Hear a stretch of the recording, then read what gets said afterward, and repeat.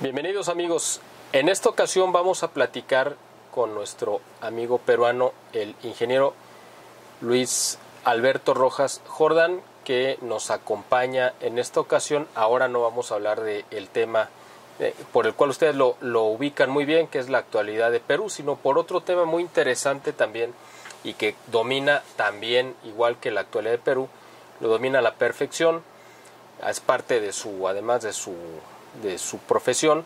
Así que él ha desarrollado este tema ya desde hace tiempo y estábamos muy interesados en platicar con él sobre este asunto, que es precisamente vamos a llamarlo así, la demostración científica de la existencia de Dios. Así que bienvenido, Luis Alberto, gusto en saludarte nuevamente y qué bueno que ahora estamos para hablar de este tema tan interesante. Yo creo que a mucha gente le va a resultar de mucha ayuda y de mucha claridad.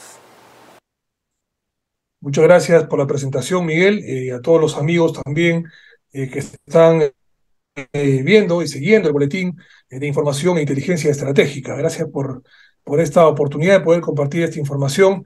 Ya voy a contar también cómo es que llegué a esta información, porque yo no toda la vida fui un creyente cristiano o católico. De manera de convicción me sirvieron a definir mi creencia producto de una investigación científica como profesional también en ciencias exactas. Perfecto, pues de todo eso vamos a platicar a lo largo de esta entrevista y los invitamos amigos a que nos acompañen. Seguramente van a tener una grata sorpresa de todo lo que vamos a estar mostrando y viendo y escuchando a nuestro amigo peruano, así que los invitamos a que no se despeguen de este video. Y bueno, pues a ver, cuéntanos, Lucho, hay una polémica desde hace mucho tiempo, yo creo que no sé desde cuándo exactamente, históricamente hablando, de que se ha querido demostrar, me imagino que es a partir de que se instrumentalizó, yo creo que fue por ahí del siglo XVIII, el método científico en el contexto aparentemente ateizante, bueno, no aparentemente, sino una consigna muy clara del pensamiento francés y el supuesto iluminismo, para tratar de demostrar que la ciencia era el conocimiento pleno al cual podía acceder el ser humano y que el método científico,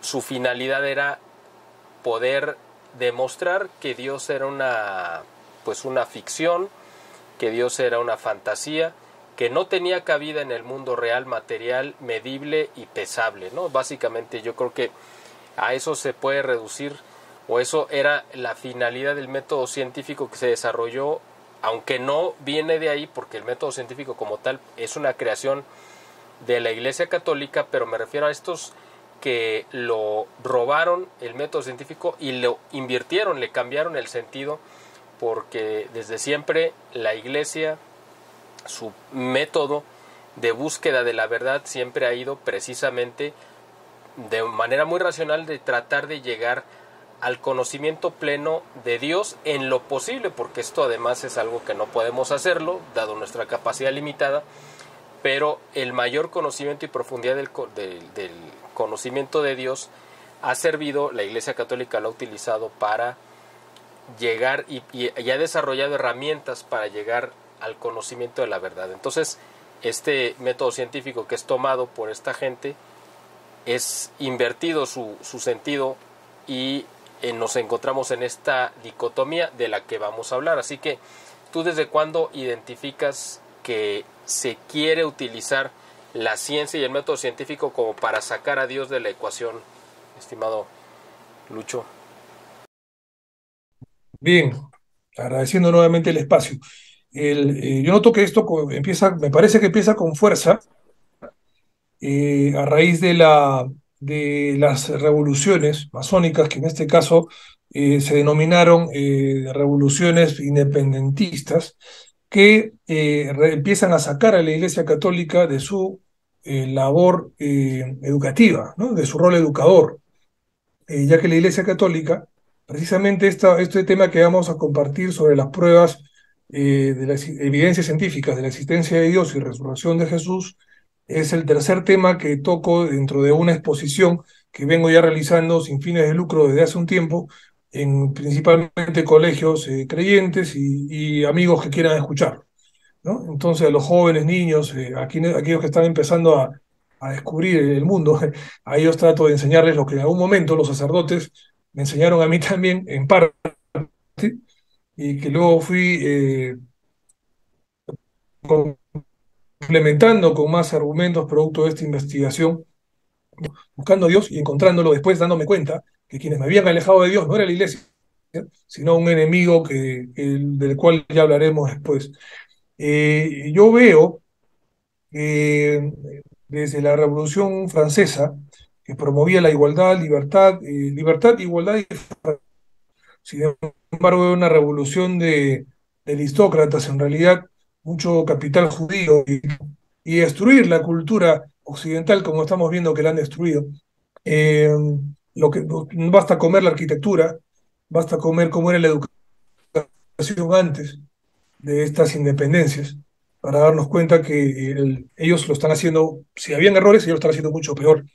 Miremos el arte, cómo está, ¿no? La música, ¿cuáles son los mensajes de la música de ahora, Miguel? ¿Cómo eran antes los mensajes de la música y cómo son ahora? Las grandes, estamos hablando de grandes sinfónicas en el pasado, ¿no? Cuando la iglesia estaba educando, porque la iglesia, señores, inventaron las universidades. Así, la Iglesia Católica inventó las universidades. La Iglesia Católica inventó también la primera remuneración a los maestros, a los docentes. Antes no existía eso. Si tú eres docente y eres medio izquierdoso, porque la izquierda trabaja mucho ahí a minar la cabeza de los docentes, o estar replicando el mensaje marxista y la doctrina marxista. Mis respetos a la doctrina marxista porque está súper bien armada para mostrar un punto de vista. Sin embargo, tiene mucha contradicción porque no existirían los maestros, no existirían los docentes, no existiría la educación para el pueblo abierta, de no ser por la mano de la Iglesia Católica que se encargó de hacerlo durante la Edad Media. Eh, no todo fue malo en la Edad Media, definitivamente. Se quiso desprestigiar ese trabajo, pero lo tienen muy escondido, ¿no? Estos grandes historiadores que solo hablan de la independencia, que nos convirtió a países como México, Perú y a toda Hispanoamérica que nos está viendo en sucursales del tercer mundo peleándonos por la cabeza del desarrollo a nivel mundial. De lo que fuimos, grandes imperios, grandes reinos, miren lo que somos ahora, ¿eh? Miren lo que somos ahora debido a las independencias masónicas, lo que han traído esos corruptos que nos gobiernan hoy en día, ¿no? Hasta hoy estábamos mejor. Bueno, yo creo que ahí empieza, Miguel, respondiendo a tu pregunta, y si gustas, conversamos también un poco qué limitaciones ese método científico mal enfocado y cuál es su contraparte también, ¿no? Que nos permite investigar la verdad, que es el método legal también, ¿no? Claro, adelante, por favor. A ver, explícanos a la gente que no está familiarizada con asuntos científicos ni las ciencias exactas, ¿cómo se puede definir o cómo se puede entender qué es el método científico, en qué consiste y cuál es el falso, digamos, la falsa metodología materialista que se ha utilizado precisamente para tratar de demostrar cosas que son falsas y que llegan y nos llevan a conclusiones erróneas, por favor? De acuerdo. El método científico en realidad tiene que ver con reproducir eventos del pasado en el presente. Por ejemplo, si yo quiero demostrar que este celular funciona, lo único que tengo que hacer es volver a encenderlo. Y puedo hacerlo una y otra vez para demostrarles que está funcionando en realidad y ahora está temporalmente apagado. Igual que lanzar una moneda, ¿no? Yo puedo demostrar que la probabilidad de que caiga cara o sello es de 50%, mientras más lo lanzo, más lo voy a demostrar. Sin embargo, hay cosas que no se pueden reproducir. Y yo recuerdo mucho, y voy a citar a los ateos, recuerdo que una vez fui a la conferencia de la APERAT, Asociación Peruana de Ateos, y un cristiano preguntó, ¿no? ¿Cómo viste usted? Le dijo al expositor que era un ateo. Y el ateo tuvo razón cuando le dijo, no puedo demostrarte que no existe, porque es como que yo quiera demostrarte que el pato Donald no durmió en mi casa anoche. Y esa respuesta que dio el ateo hasta ese punto fue correcta, pero el ateo estaba hablando solo de método científico y no recurrió al método legal. El método legal sí te permite reproducir, mejor dicho, descubrir algo que el método científico no puede. Bien, entonces el ateo argumentaba que no podía demostrar que el pato Donald durmió en su casa anoche porque no podía reproducir el evento, ¿no? O sea, había una limitación por parte del método científico, según él. Sin embargo, él no habló del método legal, que sí existe y que se utiliza para demostrar eventos que no se pueden reproducir, precisamente como si durmió alguien anoche. Por ejemplo, aquí, o si yo dormí en esta casa, de hecho estuve de viaje por Navidad, o si mi celular puede encender, o si está encendido o no, si puedo volver a encenderlo. Bueno, eso es un método científico. El método legal, en el caso del celular, por ejemplo, sería cómo demostrar que me lo han robado, ¿no? O que no lo he escondido. Tendríamos que regresar al pasado, ¿no? Para demostrar si me han robado el celular efectivamente o no. Y para eso se utiliza el método legal, utiliza otro tipo de instrumentos, en este caso los testigos oculares, textos escritos por historiadores, oficiales, en fin.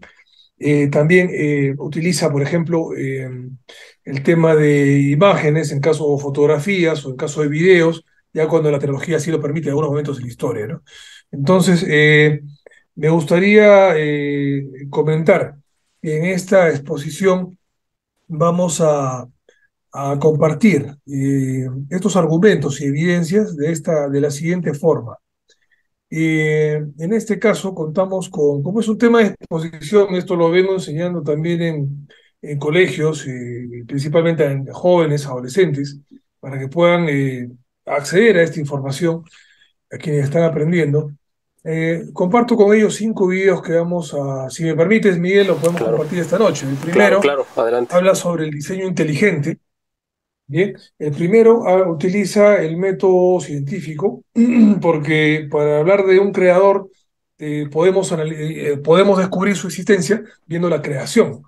Y la creación, todo el universo es método científico por todo lado. El primer video es un buen resumen en realidad que habla del diseño inteligente que hay en el universo, cómo es imposible matemáticamente que se haya desarrollado de manera aleatoria. Se dice que si el universo estuviera hecho de manera aleatoria, sin la intervención de un diseñador, de un creador, es más probable, se dice matemáticamente, que es mucho más probable que se forme un cuadro hermoso en la pared con un chorro de pintura que yo tire al azar. Entonces, si eso es más probable a que el universo se haya creado de manera aleatoria, tiene que ver definitivamente la presencia de un creador, de un diseñador, para tener un patrón de diseño tan complejo como es el universo. El segundo video muestra una escena de una película, vamos a ver cuál es, que trata del debate de un maestro ateo contra un alumno cristiano, ¿no? Que en ese reto que ambos se ponen, al final se termina mostrando todas las evidencias científicas, incluso corroboradas por científicos de peso actuales, que demuestran la existencia de Dios y su resurrección, en el caso de Jesús. El tercer video que se ve es también de otra película que vamos a ver ahora cuál es, muy buena, donde se muestra ya el método legal y se habla de los testigos oculares que existieron en la época de la resurrección de Jesús, que demostrarían su resurrección. El cuarto video ya profundiza un poco el método legal, explicando cómo funciona y se habla también sobre las muertes de los mártires, en este caso de los apóstoles, cómo mueren martirizados por un evento que si hubiera sido mentira, ellos no hubieran muerto por una mentira si Jesús hubiera fingido o ellos hubieran fingido la resurrección. Y el quinto y último video habla sobre la declaración involuntaria soportada por un testigo ocular, que es un recurso que se utiliza, un recurso legal en el método legal, y se utiliza en investigación policial y también obviamente fiscal y judicial. Ya van a ver quién expone este tema. Era un ateo que lo retan para que demuestre que en este caso si Jesús existió o no y si resucitó o no. Y a raíz de esa investigación, él descubre pues que por todas las evidencias definitivamente está demostrada la resurrección y la existencia de Jesús y él se volvió creyente, ¿no? Ya vamos a ver quién es en estos 5 breves videos respondiendo a la pregunta del método legal y método científico. ¿Te parece si lo vamos a ver, Miguel? Claro, adelante. De acuerdo, vamos entonces con el primer video que habla del diseño inteligente y el universo como diseño inteligente y la precisión que tiene. Vamos a ver.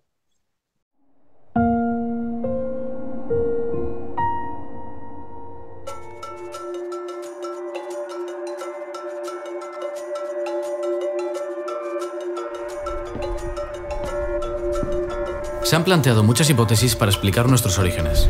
Ciencia y religión han entablado debates que todavía perduran, pero la duda sigue estando cada vez que miras a tu alrededor o te asomas al firmamento. ¿De dónde ha surgido todo? ¿Somos resultado de fuerzas ciegas evolucionando especies? ¿Es mera casualidad que tengamos 2 ojos y podamos respirar, caminar, sentir y amar? Lo que vas a ver ahora te enfrentará al origen de tu existencia. Si quieres, puedes conocer en 2 minutos la verdad sobre el diseño que te rodea. ¿Estás preparado? Comencemos. ¿Cuál es la probabilidad de que estas letras caigan al azar y escriban el Quijote?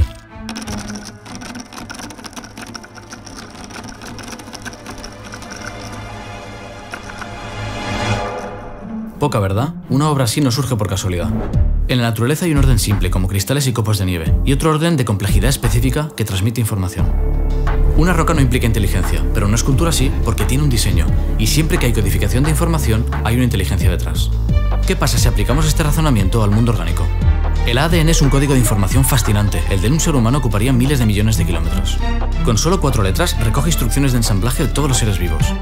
Esta molécula es un paso previo a la vida, por eso la evolución no la puede explicar.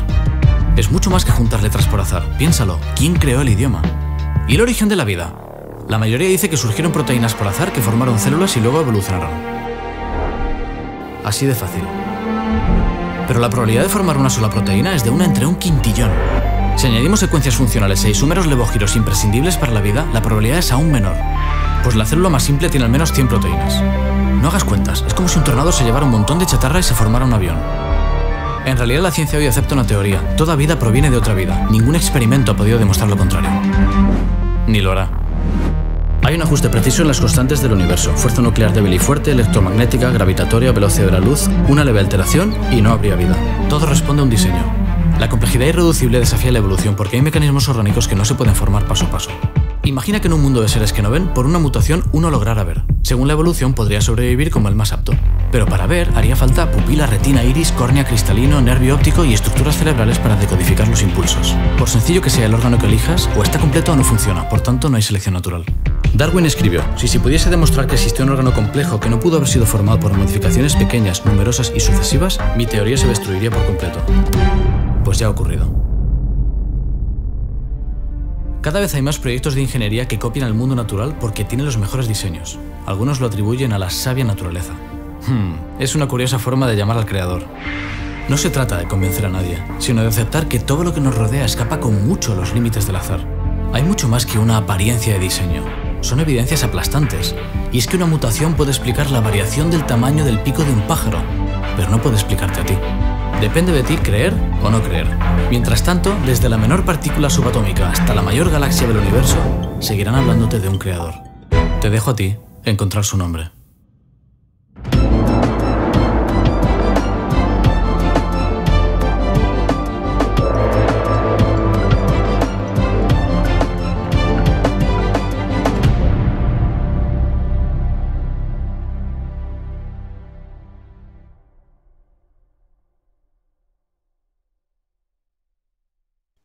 Bueno, hemos visto entonces el primer video que habla de cómo el universo es un diseño inteligente, de cómo es imposible matemáticamente, o sea, según el método científico, que el universo haya sido de manera aleatoria sin la intervención de un creador.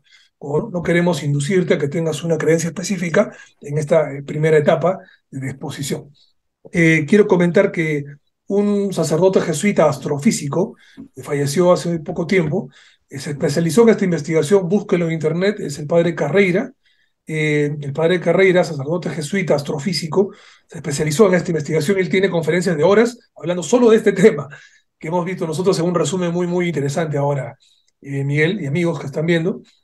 Así como Carreira, yo les recomiendo ver a grandes científicos que han sido, pues, como bien han visto, vamos a ver ahora en un siguiente video, qué científicos han sido creyentes y han sido reconocidos. ¿Ah? Por ejemplo, quiero mencionar uno antes de que veamos el siguiente video.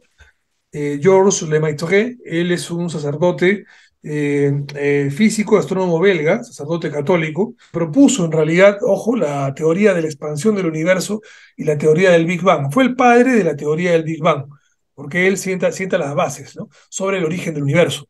De manera que ningún científico, por más ateo que fuera, puede, en este caso, negar que el origen de su tesis, llámese la tesis de formación del universo, el origen de todo, tiene pues a un padre no solamente cristiano, sino también sacerdote católico, ciencia de esta manera, desde su origen, desde la creación del universo. Lo cual en este caso demuestra, Miguel, que mientras más nos acercamos a la ciencia, más encontramos a Dios. El método científico está muy ligado a eso, no solo en la historia, porque la Iglesia se hizo cargo de la educación, como hemos conversado al inicio. ¿Te parece si vemos el segundo video, el debate sobre el ateo versus el creyente? Claro, adelante. Esto es, claro, una metáfora, pero una ilustración que no significa que Dios haya muerto, sino que nunca existió. Evidentemente, alguien que está en la imaginación de nuestros ancestros fue un cuento de hadas de hace mucho para explicar las plagas. También para explicar la pérdida de cultivos, enfermedades y desastres, lo que ahora le atribuimos a las bacterias, virus, desórdenes cromosómicos, placas tectónicas. En resumen, la ciencia y la razón han reemplazado la superstición. Y somos el resultado de todo eso. Y con su permiso, me gustaría evitar este debate sin sentido y saltar directo a la conclusión que todo estudiante debe saber. No hay Dios. Lo único que necesito de ustedes es que escriban en el papel que les acabo de dar 3 simples palabras. Dios está muerto. Y debajo su firma. Cuando lleguemos a un consenso unánime, que espero que lo tengamos, me ahorraré el tedioso deber de pasar por antiguos y banales argumentos y ustedes pasarán a la sección del curso en la que los estudiantes siempre reciben las notas más bajas del semestre. Y cuando terminen, por favor pasen los papeles a la derecha.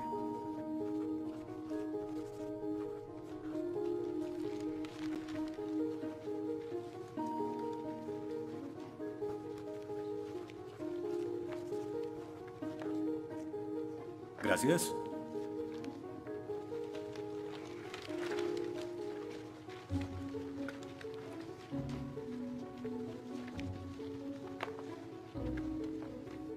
Gracias.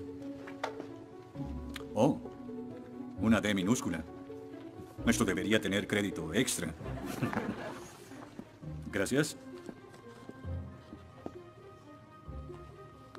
Disculpe, señor Wheaton. Josh Wheaton. Señor Wheaton, ¿le pasa algo? No puedo hacer esto. No puedo hacer lo que pide, soy cristiano. No, no se preocupe, aún puede regresar a su dormitorio, arrodillarse y orar al lado de su cama si quiere. Lo que haga con su vida es su problema, pero lo que haga aquí en la clase es el mío. Yo no puedo. Muy bien, señor Wheaton. Déjeme explicarle la alternativa. Si no puede admitir que Dios está muerto para el propósito de esta clase, entonces tendrá que defender la antítesis de que Dios no está muerto y será enfrente de la clase, en el atril.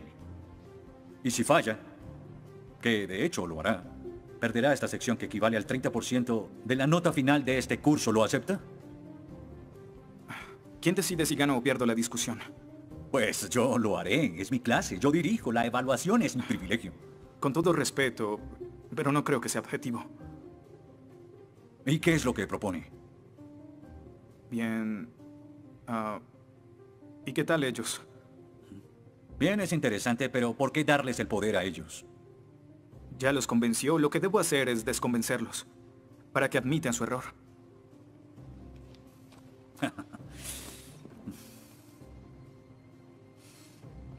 Bien. Señor Wheaton, tendrá 3 sesiones los últimos 20 minutos de las próximas 3 clases para que exponga su punto. Le prometo que haré las menores interrupciones posibles. Puede pedir lo que quiera en la clase, pero no le daré más tiempo. Claro, será responsable con las otras tareas de la clase, pero puede cambiar de opinión y traer la hoja firmada. La próxima clase y seguiremos como si nada hubiera pasado. Y con eso, como lo había dicho antes, le daré la palabra al señor Wheaton, quien presentará su caso a favor de un dictador supremo celestial, también conocido como Dios. Señor Wheaton, ¿está listo? El atrio es suyo.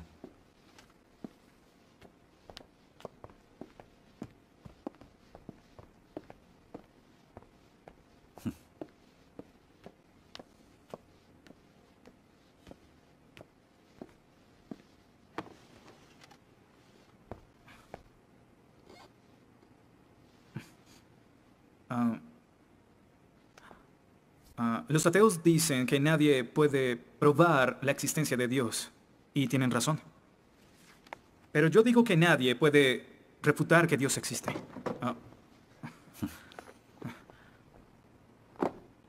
Pero la única forma de debatir este asunto es observando la evidencia disponible. Y es lo que vamos a hacer. Pondremos a Dios en un juicio, con el profesor Radisson como fiscal y yo como el abogado defensor, y ustedes como el jurado. La mayoría de cosmólogos están de acuerdo con que el universo empezó hace 13.7 billones de años en un evento conocido como la Gran Explosión. Ahora, analicemos la descripción del físico ganador del premio Nobel, Steven Weinberg, de cómo habría sido la Gran Explosión, y ya que él es ateo, podemos estar seguros de que no hay ninguna inclinación religiosa en su descripción. Al principio, hubo una explosión y en 3 minutos, 98% de la materia que hay o habrá se produjo. El universo apareció. Por 2500 años, la mayoría de científicos estuvieron de acuerdo con Aristóteles, con la idea de que el universo siempre ha existido sin inicio o final. Pero la Biblia no está de acuerdo. En 1920, el astrónomo belga Georges Lemaitre, teísta, que de hecho... ¿Qué es un teísta? Un teísta es alguien que cree en la existencia de Dios. Dijo que todo el universo saltó a la existencia en un billonésimo de segundo. De la nada, en un inimaginable destello de luz. Así es como esperaría que el universo respondiera si Dios hubiera dado la instrucción en Génesis 1:3 que exista la luz. En otras palabras, el origen del universo apareció como se esperaría después de leer Génesis y por 2500 años. La Biblia tiene razón y la ciencia está equivocada. Todo apunta a un Dios que lo creó, verán. En el mundo real no se ven cosas que se salgan de la nada, pero los ateos quieren hacer una excepción en esta regla. Específicamente en el universo y... Pero en su libro El espejismo de Dios, Richard Dawkins dice que si me dices que Dios creó el universo, entonces tengo el derecho a preguntar quién creó a Dios. La pregunta de Dawkins solo tiene sentido en términos de un Dios que ha sido creado. No tiene sentido en términos de un Dios no creado. ¿Qué es la clase de Dios en el que creen? Incluso dejando a Dios fuera de la ecuación, tengo el derecho de devolverle la pregunta al señor Dawkins y decir, si el universo te creó, ¿quién creó el universo? Ven, tanto teístas como ateos están agobiados por contestar la misma pregunta de cómo iniciaron las cosas. Lo que espero que entiendan de esto es que no hay que cometer suicidio intelectual para creer en un creador tras la creación, y en la medida que descarten a Dios, se verán obligados a encontrar una increíble explicación de cómo las cosas iniciaron. Me imagino que estás satisfecho con tu presentación. Veo que astutamente evadiste el hecho de que Stephen Hawking, el científico más famoso del mundo y no es teísta, recientemente estuvo a favor de un universo autodiseñado. No lo evadí, simplemente... Simplemente no lo sabías. Bien, veamos lo que el profesor Hawking, profesor lucasiano de física de Cambridge, quien ahora ocupa la silla usada por Sir Isaac Newton, tiene que decir sobre el origen del universo. Y cito, ya que hay una ley como la gravedad, el universo puede y se creará de la nada. Creación espontánea es la razón. Hay algo en lugar de nada. Por eso es que el universo existe. Nosotros existimos. No es necesario invocar a Dios para tener al universo en movimiento. Final de la cita. Nunca ibas a mencionar su comentario, pero su opinión se mantiene. ¿Qué respondes?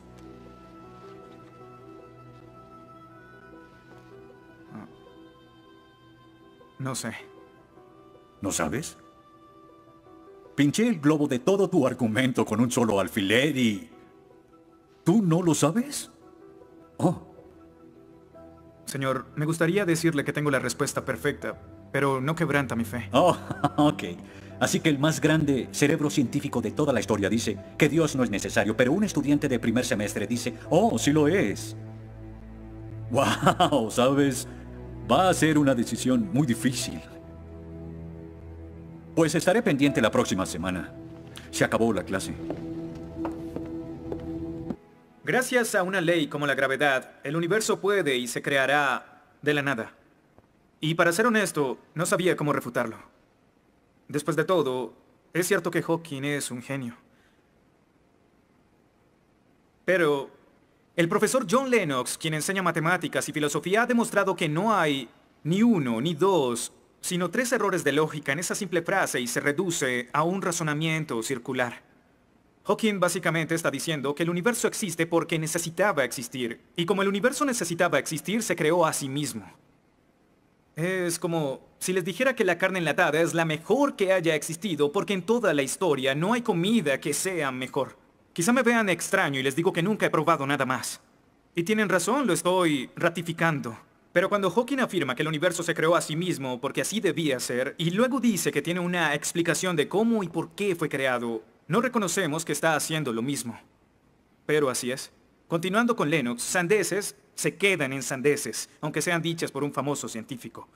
Y el público asuma que son declaraciones de la ciencia. Este es el tope de la arrogancia. ¿Me estás diciendo que tú, un estudiante, afirma que Stephen Hawking está mal? No. Lo que digo es que John Lennox, profesor de matemáticas y filosofía, encontró que las razones del profesor Hawking son incorrectas. Y si no soporta mi desacuerdo con Hawking, le sugiero que vaya a la página 5 de su libro, en donde insiste en que la filosofía está muerta. Y si está tan seguro de la infalibilidad de Hawking y la filosofía realmente está muerta, entonces no hay necesidad de esta clase.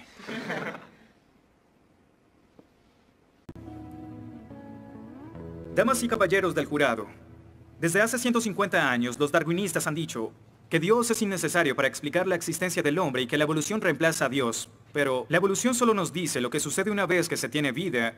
Así que, ¿de dónde viene ese algo que tiene vida? Darwin nunca lo dijo, quizás supuso que un rayo cayó en una piscina con los químicos correctos. Lotería, un ser vivo. Pero no es tan simple. Verán, Darwin afirma que el ancestro de todas las cosas vivientes vino de una sola cosa. Un organismo simple que se reprodujo y se modificó con el tiempo en una forma de vida más compleja. Por eso es que después de contemplar su propia teoría, Darwin pronunció su famosa declaración: Natura non fucking saltum, lo que significa: la naturaleza no salta. Y como el famoso autor Lee Strobel dijo, si puedes imaginar los 3.8 billones de años que los científicos dicen que la vida ha estado entre nosotros en un día de 24 horas, en el espacio de 90 segundos, la mayoría de grupos de animales de repente aparecieron en las formas que actualmente tienen. No como Darwin predijo, sino en términos de evolución, casi instantáneamente. Así que, la naturaleza no salta, se convierte en la naturaleza dio un gran salto. ¿Cómo los teístas explican tanta información biológica? Y Dios dijo, que las aguas se llenen de seres vivientes y que vuelen aves sobre la tierra en la expansión de los cielos. Dios creó los monstruos marinos, los diversos seres vivientes que llenan las aguas y todas las especies de aves. Y Dios vio que esto era bueno. Génesis 1:20. En otras palabras, la creación sucedió porque Dios lo dijo. Y lo que parece para nosotros un proceso oscuro sin guía, pudo realmente ser controlado de principio a fin. Se dice que el mal es el arma más potente del ateísmo contra la fe cristiana.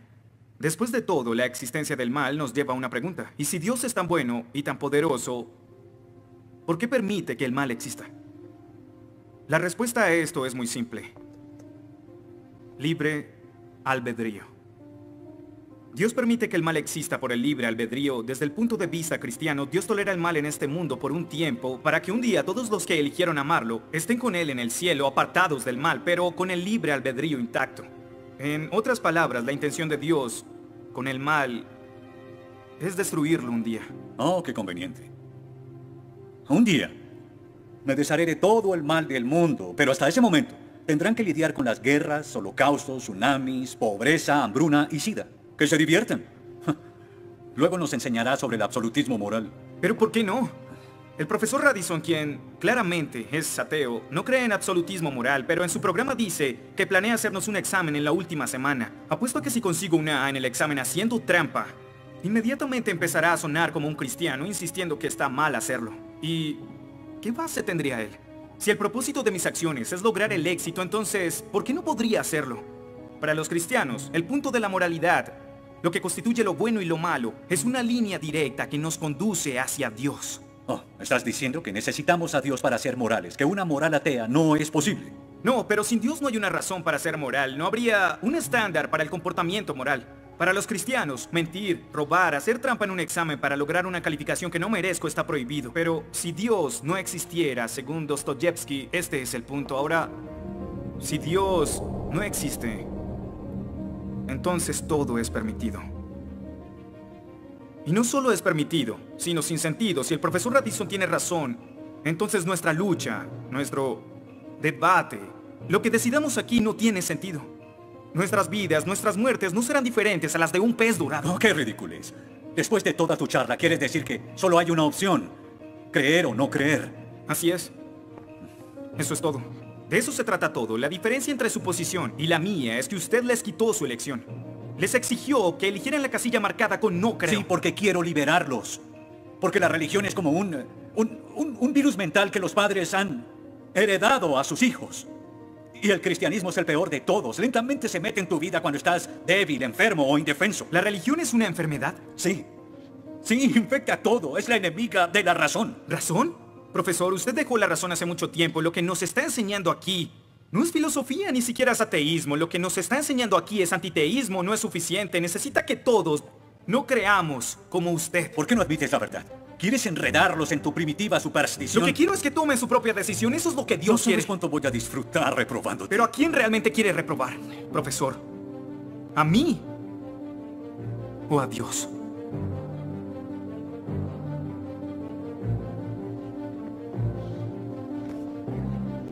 ¿Odia a Dios? Ni siquiera es una pregunta. Ok. ¿Por qué odia a Dios? Esto es ridículo. ¿Por qué odia a Dios? Responda la pregunta. ¿Ha visto la ciencia y los argumentos? La ciencia avala su existencia, conoce la verdad. ¿Por qué lo odia? ¿Por qué? Esta es una pregunta simple, profesor. ¿Por qué odia a Dios? Porque Él me quitó todo lo que era importante para mí. Sí, yo odio a Dios. Todo lo que siento por Él es odio.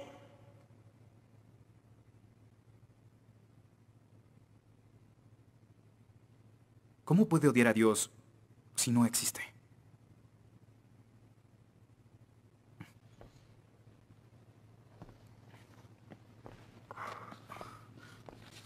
No probaste nada. Quizá no. Ellos deben elegir.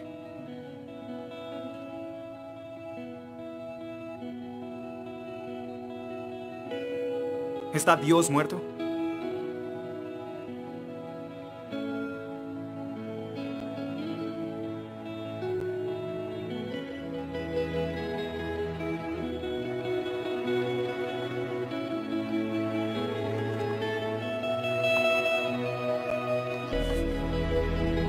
Dios no está muerto.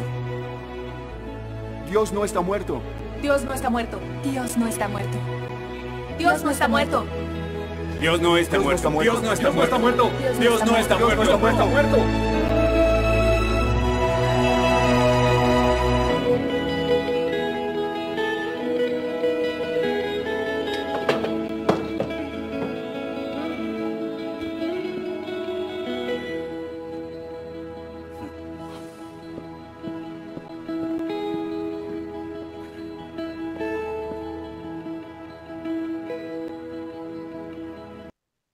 Bien, esta es una escena, una breve escena de la película Dios no está muerto, la primera parte. Ojo que es una saga de partes, una película muy buena, tiene hasta 3 o 4 partes, me parece.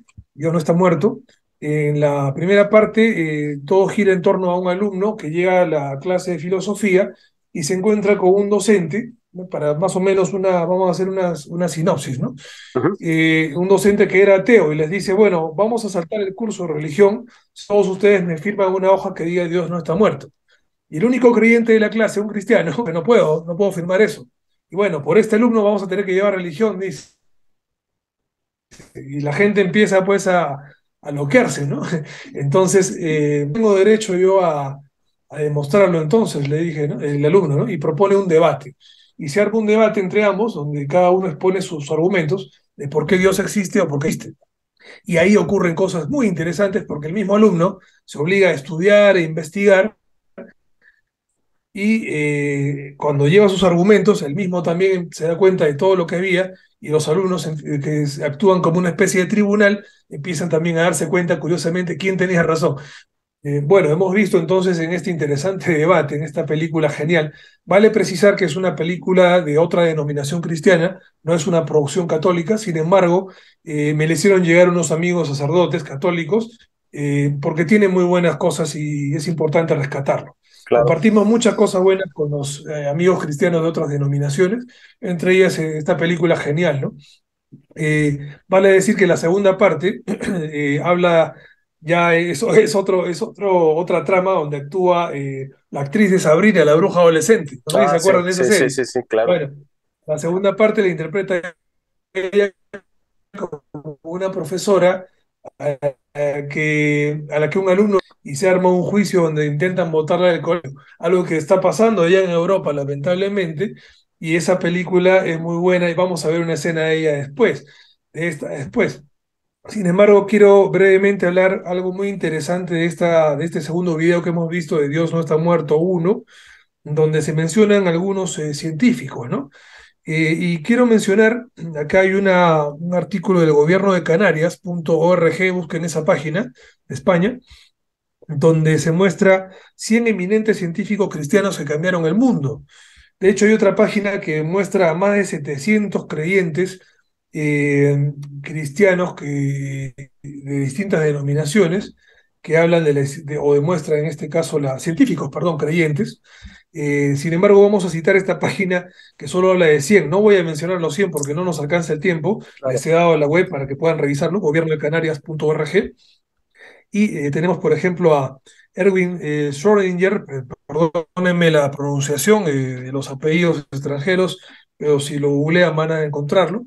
En este caso, él es un físico austriaco, católico, premio Nobel de Física en el 1933 por desarrollar su ecuación sobre mecánica cuántica. Otro más conocido, Louis Pasteur. Louis Pasteur, que es el químico y bacteriólogo francés católico, fue el pionero de la microbiología moderna y él desarrolló la vacuna contra la rabia. Si bien es cierto, hay muchas controversias con Pasteur y el punto de vista que de él fue tomado para practicar cierta forma de medicina convencional, de la cual también nosotros sabemos hay medicinas alternativas y propuestas de medicina mucho más avanzada que la de Pasteur. Para la época, evidentemente, se entiende que Pasteur hizo lo que pudo, no así la actual medicina de la OMS, que sabemos que está súper marketeada y posicionada como un negocio, más que todo, ¿no? Pero además creo que a Pasteur sí lo hizo de buena intención y partiendo desde un punto de vista legítimamente de búsqueda de la verdad, no como lo hacen ahora la OMS, que busca básicamente el imponer una ideología, una mentalidad, un pensamiento que no admite la disidencia, ¿no? Además que no se atiene ni se apega ya a ningún criterio científico, sino es absolutamente ideológico. Así es, creando a veces sustancias que hacen más daño que la enfermedad. No voy a Claro. decir cuál porque si no nos bajan el video. No, pero no voy a poner el brazo para eso. Entonces, yo justo, claro, Luis Pasteur, mi tocayo, vive de 1822 a 1895. Caramba, el hombre no sabía mucho al respecto, pero dio un gran aporte que sirvió de base para lo que vino después. Sin embargo, no quiero decir asesinos, pero malos trabajadores de la OMS utilizan, como decimos acá, esta información del año de la pera y lo traen al mundo actual para que no nos ayuden nada, ¿no? Entonces, eso es lo que estamos viendo. Pasteur no tuvo la culpa. Y luego tenemos a Georges Lemaitre, que es el sacerdote católico, perdón, belga, quien fue el padre de la teoría del Big Bang, ¿no? Ya hablamos de él hace un rato. Hay otros como Gregor Mendel, ¿ok? Que es conocido, sacerdote católico también. Hay colegios con su nombre donde no enseñan el curso de religión. A mí me da bastante gracia eso.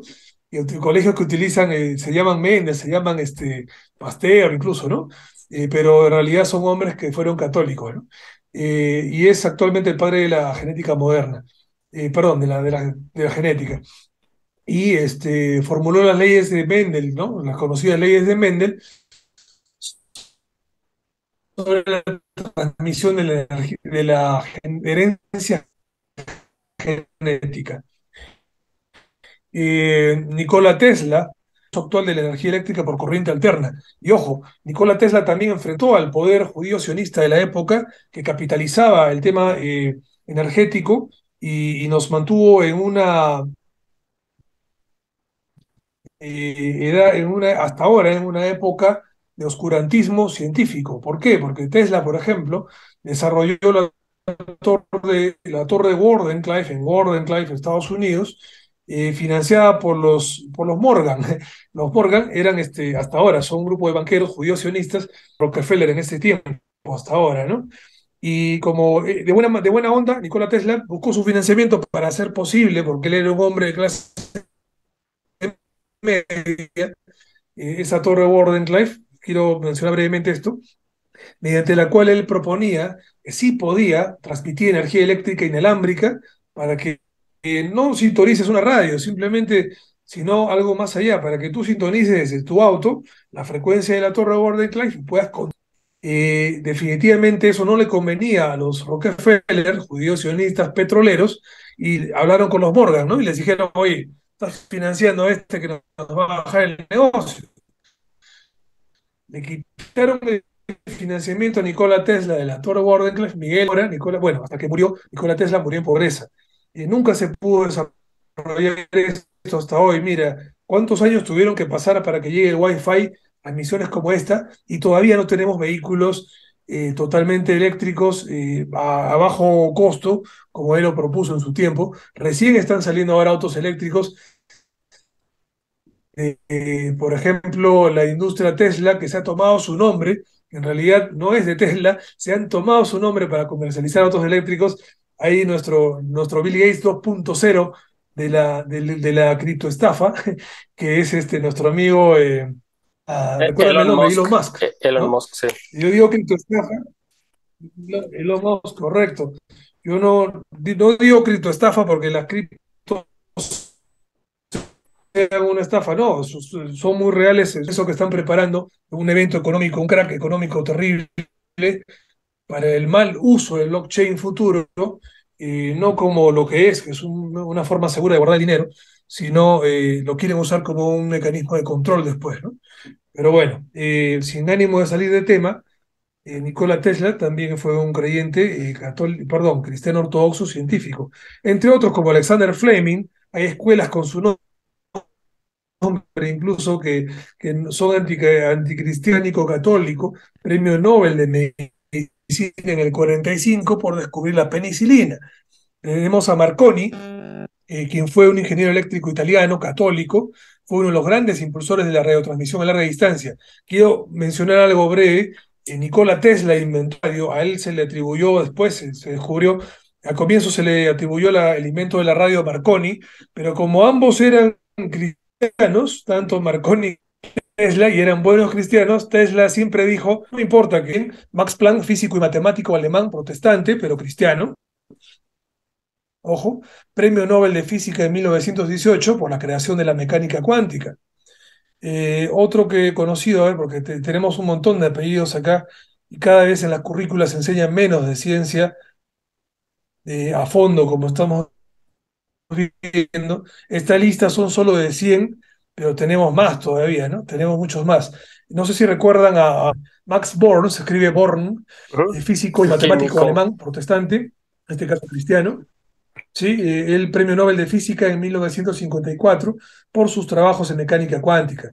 Luego tenemos a Niels Bohr, ojo, Bohr. Niels Bohr, B-O-H-R, Sí. físico danés, protestante, cristiano, premio Nobel de Física en 1922 por sus trabajos sobre la estructura atómica y la radiación, ¿no? Que en química justo hablábamos de Bohr, ¿no? Se toca también el tema cuando hablamos de la tabla de los protones, electrones, la carga, ¿no? La carga química, La tabla bueno, periódica carga de los electrónica, elementos. perdón. Correcto. Y bueno, tenemos más, hay también mira, un mexicano, Mario Molina, Ujú. ingeniero químico mexicano desde 1943, católico, premio Nobel de Química en 1995 por ser uno de los que descubrió las causas del agujero de la capa de ozono antártica, entre otros, ¿no? Bueno, hay también estudios posteriores que demuestran que se ha politizado mucho el tema de ambiental o ambientalista, Sin embargo, hablando en ciencia exacta en realidad, Molina tiene trabajos amplios de distintos temas, ¿no? Y es creyente, bueno. Y hay un montón en realidad, no se alcanza la noche, pero ya les di la página para que puedan verlo. Y entre otras más, si pueden buscarlo, hay otra lista que tengo por acá, ya a lo mejor en los comentarios lo voy a dejar, ahí me pueden ver también, o en mis redes sociales, que las están viendo ahora también en esta transmisión, pueden revisar la información que les voy a dejar más profunda al respecto de los cientos de científicos creyentes y cristianos también que se tienen hasta la fecha, y hay un contador que sigue, una página que sigue todavía registrándolos, ¿no? Ajá. Bueno, entonces, si no hubiera alguna pregunta, me gustaría que podamos ver el tercer video, que nos muestra, ya nos empieza a dar luces de cómo funciona el método legal. Es la escena de una película que nos habla de los testigos oculares que Ujú. demuestran la existencia de la resurrección de Jesús. ¿Te parece, Miguel, si la vemos? Sí, adelante. Bien, esta escena brevemente lo comento, es una pequeña escena de una película buenísima que yo recomiendo, que se llama Apocalipsis, la cuarta parte, Apocalipsis 4, el gran Mr. T, no sé si se acuerdan de Los Magníficos. Sí, cómo no.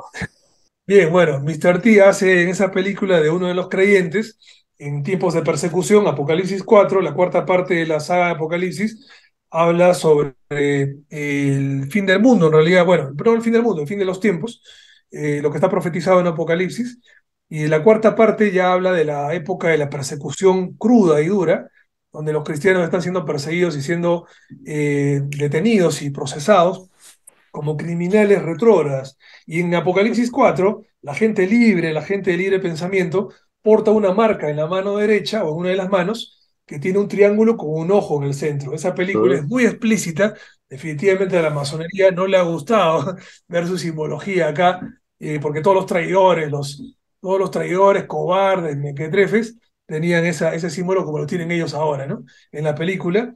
Y hay una escena que vamos a ver ahora, cristiana, una de las detenidas, lo demuestra con argumentos a la fiscalía. Vale precisar que en esa película el juez ya estaba arreglado también en el juicio, querían meterlos sí o sí presos y matar a todos los cristianos ahí detenidos, y el abogado defensor escuchar a sus defendidos, porque también quería también hacerles la mala pasada, no los estaba defendiendo, quería, mira, como él, que se está ocurre algo que no les voy a decir, pues, les recomiendo que vean la película, vamos a ver esta breve escena. ¿Por qué su Dios no apareció en la corte cuando lo llamaron? Dios no se rige por los deseos de los hombres. Ah, pero Macaluso estuvo aquí. ¿Dios está aquí? Pero él pudo defenderse, pudo salvar a sus seguidores. También pudo haber bajado de la cruz cuando lo atraparon. Sus caminos no son los nuestros y su resurrección... Objeción, la resurrección de la que habla es un mito, un cuento que no puede ser probado. Pruébeme.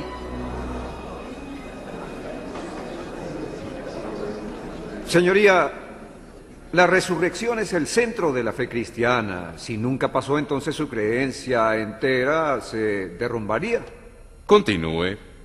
Para complacer a la corte, la defensa no tiene más preguntas y la fiscalía quiere interrogar a la testigo sobre la resurrección.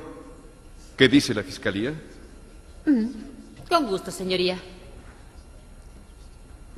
Señorita Davis, ¿usted cree que hace más de 2000 años alguien llamado Jesús murió en la cruz y resucitó 3 días después? Sí. Un hecho imposible. Hace más de 2000 años y usted tiene pruebas. Sí. En serio, evidencia concreta, no mitología o citas de un libro viejo. Jesús de Nazaret está tan reconocido como cualquier otro hombre de la historia.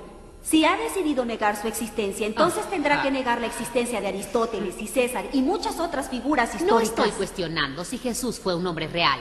Le estoy pidiendo que me compruebe su resurrección.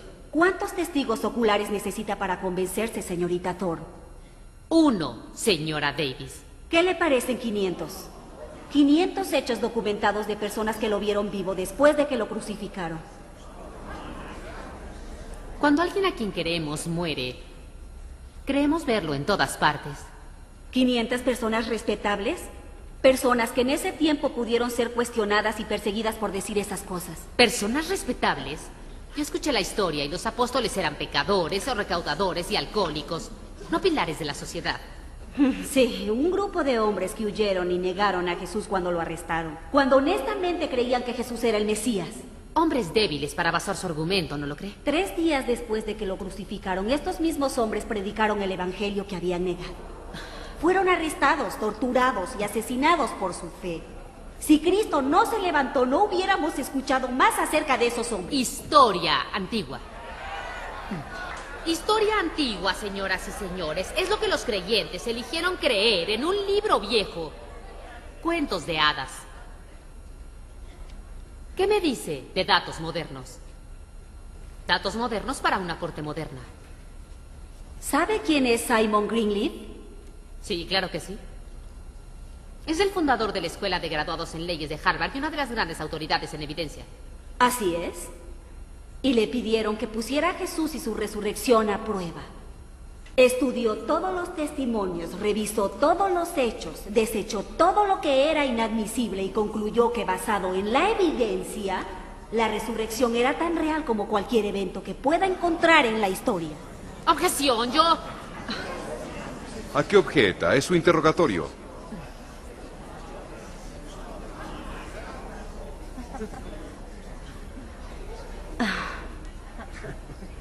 Me pregunto qué pensará él de nuestro mundo de hoy. No más preguntas. Gracias a Dios. Esta corte entra en receso. Guardia, acompañe a la señorita Davis a salir de aquí. Abogados, a mi oficina. Bien, ahí hemos visto, hasta el juez dijo, no, gracias a Dios, aquí terminó el debate, porque si continuaba la acusada hablando, dando más evidencias, definitivamente eso que estaba televisado y todo el mundo lo veía para ridiculizar a los cristianos, iba a terminar en un adoctrinamiento súper positivo y victorioso a favor de los cristianos, ¿no?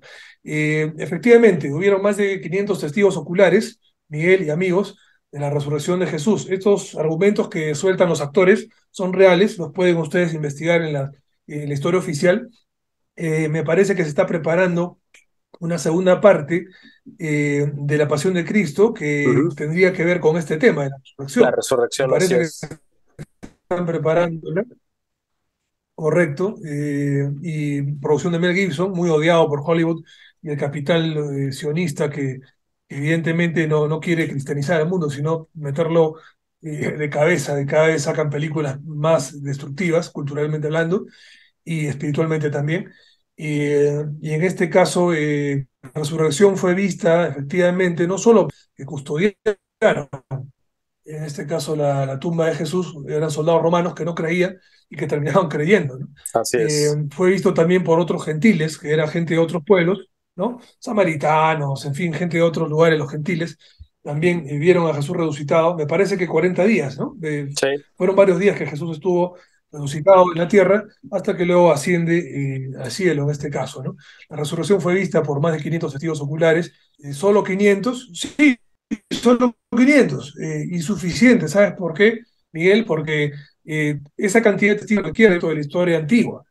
Entonces, toda la edad antigua se basa en esa cantidad de testigos para muchos eventos, como por ejemplo, existió Cleopatra, existió Tutankamón, se envenenó Cleopatra realmente, o sea, claro, fue visto, ¿no? Cosas así, ¿no? Que en esa época no había cámaras para filmarlo, ¿no? Está Claro. filmando si efectivamente Cleopatra murió o no en ese momento. Había testigos oculares, toda la historia se basa en eso, Miguel, y el evento de la resurrección es uno de ellos. Entonces, es parte, es uno de los recursos del método que permiten verificar el pasado, que no se puede reproducir, pero sí se puede investigar para ver si más de 500 testigos oculares era motivo suficiente para poder demostrar la existencia de la resurrección de Jesús, ya que cualquier evento de la historia requería hasta la fecha de esa cantidad de testigos, o a veces menor, que son para la historia, que es, ojo, que la historia es una ciencia también, ciencia social, y recurre al método legal, ¿ok? Es parte de eso. La historia oficial reconoce a cualquier evento de la historia como algo real, como algo que ha ocurrido, que algo científico en este caso, con esa cantidad de testigos o a veces menor. Por ejemplo, si existió Tutankamón, si Cleopatra realmente tomó el veneno, ¿no?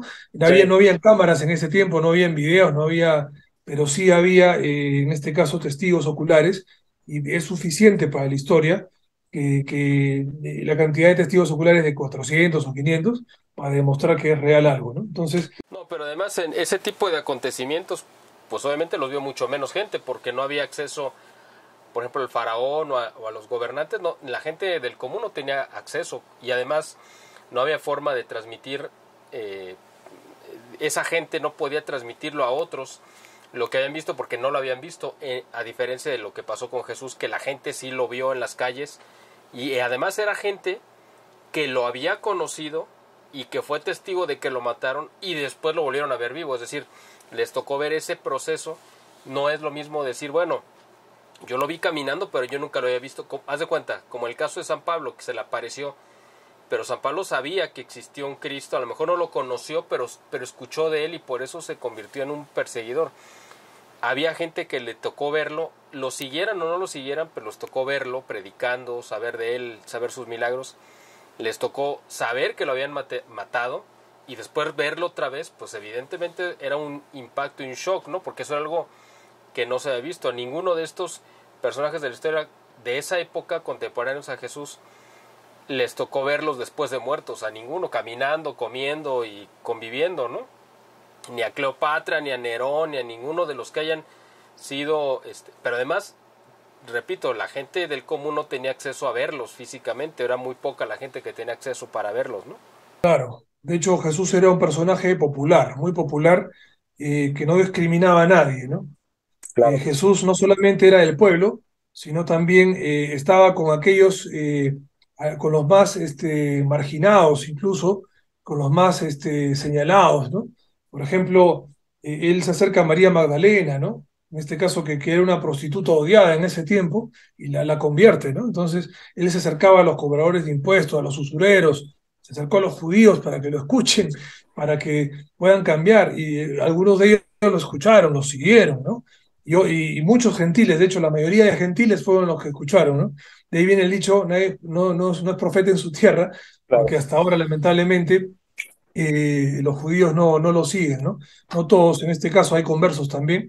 Sin embargo, a lo que vamos con esto es de que Jesús efectivamente era un personaje popular y cualquiera podía verlo, es por eso que tuvo esa cantidad de testigos oculares, más que en otros casos. Yo digo, porque hay masones que creen en Hermes, que creen ¿no? en Cayo Julio César, hay masones que creen incluso en dioses, ¿no?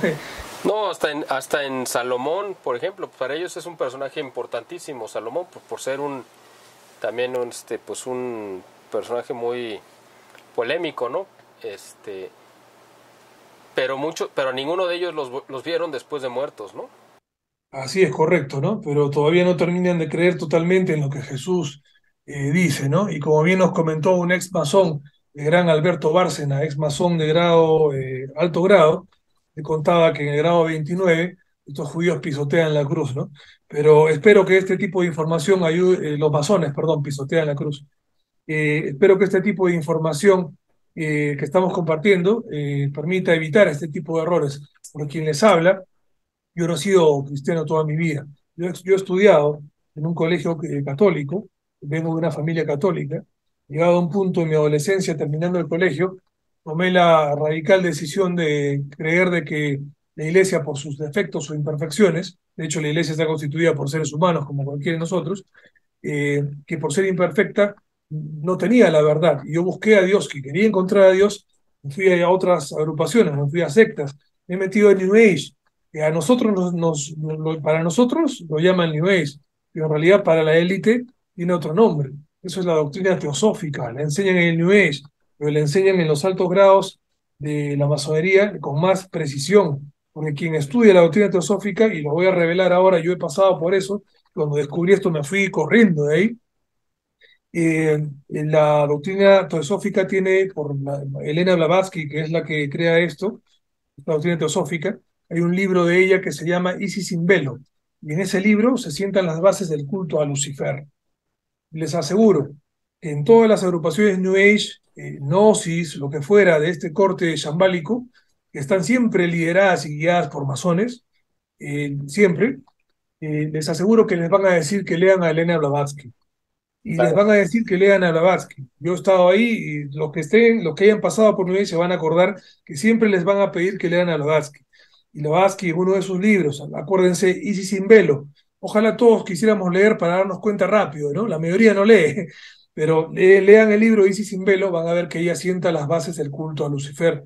Lucifer como un ángel rebelde que se opone a Dios, ¿no? Es por eso que el masón cree que Dios es malo, cree que Jesús representa a la maldad, porque cree que Lucifer vino a liberar. Entonces el masón en ese engaño relativiza el bien y el mal, y es por eso que ellos toman también con facilidad ese camino de satanismo, y terminan, en este caso, practicando lo que hemos visto, ¿no? Una política totalmente sucia, cochina, una destrucción cultural, moral, no solamente en su vida personal, sino en todo lo que tocan y en los gobiernos que ellos pisan. Bueno, si estamos abiertos a ver más información, pasamos al siguiente video. ¿Podría ser? Sí, por supuesto. Que habla sobre el método legal. Vamos a ver entonces precisiones del método legal a continuación. ¿Puede probar la resurrección científicamente? No creo que el enfoque esté en la ciencia. Es muy difícil probar algo sobre una persona así en la historia. Creo que necesita entender la diferencia entre los métodos científico y legal de determinar la verdad. ¿Cómo? No, explíqueme. El método científico se basa en mostrar que algo es verdad, repitiendo el evento en presencia de la persona que duda del hecho. En otras palabras, la verdad de una hipótesis se comprueba mediante experimentos controlados. ¿Quiere darme un ejemplo? No acabo de entender. Supón que yo digo, el jamón flota, y tú dices, yo no lo creo. Te llevo a la cocina, en una situación controlada, ponemos 10 centímetros de agua en una olla a 28 grados, y comienzo a repetir el evento, plonk, plonk, plonk, y después de 100 veces, llegamos a la conclusión de que el jabón flota. Ahora, si ese fuera el único método, Tom, de determinar qué es o qué pasó, no podrías probar que fuiste a tu primera clase esta mañana. No podrías ni probar que fuiste a la clase donde di la conferencia, porque no se puede repetir en una situación controlada. Sí, parece lógico, claro. Existe el otro método, que se llama método legal. El método legal se basa en testimonios. En otras palabras, se llega a un veredicto basándose en la eficacia de la evidencia. Son necesarias 3 cosas. Ellas son testimonio oral, testimonio escrito y pruebas materiales, tales como una pistola, un cuchillo, un libro de texto, etc. Usando ese método, podrías probar que estuviste en la primera clase esta mañana. El profesor te recuerda, tus amigos darían testimonio, tienes tus apuntes en tu propio puño y letra. Ahora, el método científico no es apropiado para contestar o refutar preguntas como ¿George Washington existió? ¿Martin Luther King fue el líder de derechos civiles? ¿John F. Kennedy fue asesinado? ¿Quién fue Jesús de Nazaret? ¿Resucitó Jesús? Estos eventos no pueden repetirse en una situación controlada. Así que la pregunta, ¿es la resurrección científica o puede probarse científicamente? No puede hacerse. Tienes que aplicar el método legal, que está basado en testimonio. Bueno, ¿y estos hombres que dieron su testimonio no pudieron equivocarse? No lo creo. Escucha, eran 12 hombres, Tom. Y 11 murieron una muerte de mártires por una cosa. Una tumba vacía y las apariciones de un hombre llamado Jesús de Nazaret. Ahora, hay quienes me han dicho, mire, muchas personas han muerto por una mentira. Sí, pero creyeron que era la verdad. Si la resurrección fue una mentira, estos 11 hombres lo sabían y lo escribieron como testigos oculares. Y con excepción de 40 días antes de la ascensión, vivieron, caminaron y comieron con Jesús. Así que si la resurrección fue mentira, estos 11 hombres lo sabían. Entonces hay que decir que no solo murieron por una mentira, sino que sabían que era mentira. Y te reto a que encuentres a 11 hombres en la historia que hayan muerto por una mentira a sabiendas de que era mentira. Ellos firmaron su testimonio con sangre, pasaron la prueba de la muerte para probar su veracidad. En realidad prefiero creer su testimonio que el de mucha gente que conozco, que no quiere ni cruzar la calle por sus creencias, mucho menos morir por ellas.